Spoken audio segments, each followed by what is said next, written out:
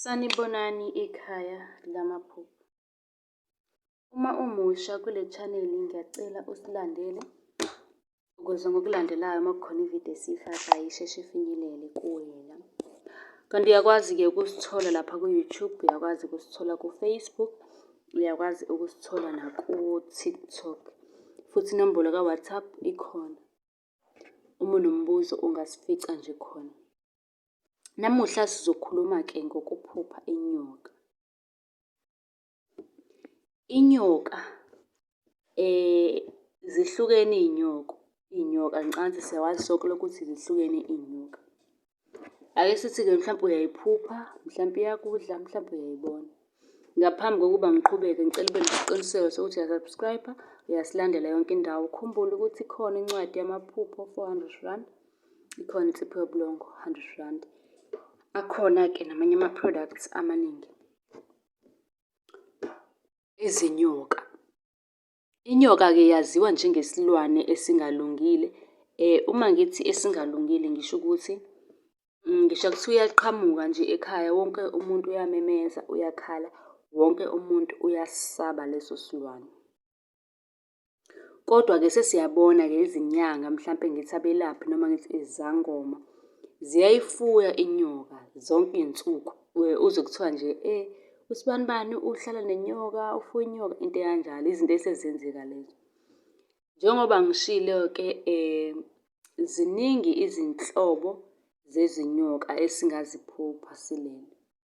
Okungaba inyoka yamanzi, inhlwathi, ibululu, imfezi, imamba, imamba emnyama, imamba elihlaza, inkanyamba, i-dragon. Kuyenzeka-ke uphuphe inyoka ongayazi igama layo. Njengoba siyazi ukuthi izinyoka zihluke ngamagama. Kuyenzeka ukuthi uyayiphupha kodwa awuyiboni kahle. Mhlampe uyibona ngembala, uma ngenza isibonelo nje, mhlawumpe inyoka emnyama enamabala amhlophe, kube inyoka emnyama nje yonke indawo, inyoka ensundu, inyoka eyephuzi, ephinki. Ziningi, zihlukene ngembala. Nakhu-ke okumele ukuqaphele kuphupho lakho. Kumele uqaphele ukuthi kulelo phupho isimo sakho besinjani. Ngabe ubujabulile, ubukhala, ububaleka, ubuyisaba yini leyo nyoka, bekwenzakalani? Ngokujwayelekile-ke siyazi sonke ukuthi inyoka isho isitha. Noma uphupha ushawa inyoka kuyenzeka-ke kuthiwe kahle kahle bekuyisitha leso sinqoba wena. Kodwa uma wukuthi wena uyayishaya, uyayinqoba, kuthiwa usinqobile isitha. Uma kuyinyoka enhle emhlophe, lokho-ke kungase kusho inhlahla, kubike ukukhanya kwezinto zakho. Inyoka elihlaza-ke yona iyinyoka yedlozi, ayilwi, ayishayi muntu. Uma uphupha yona-ke inyoka elihlaza, kungenzeka ukuthi-ke imele isimo sedlozi. Njengoba ngisho ifikile ekhaya siyazi ukuthi ayishawa.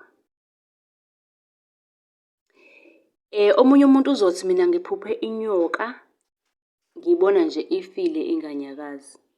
Lokho-ke kungabika ukunqotshwa noma ukunqoba isitha. Ukunqotshwa kwezitha zakho. Uma unombuzo uyakwazi ukuthi usibuze kwi-comment. Sizokwazi-ke ukuthi sikwenzele eyakho ividiyo, nawe-ke uthole impendulo ngokushesha. Ungasilandela ey'nkundleni zokuxhumana, ungasicela inamba ka-WhatsApp, usubscribe ukuze ngaso sonke isikhathi uma kuwukuthi siyafaka ividiyo isheshe ifinyelele kuwena.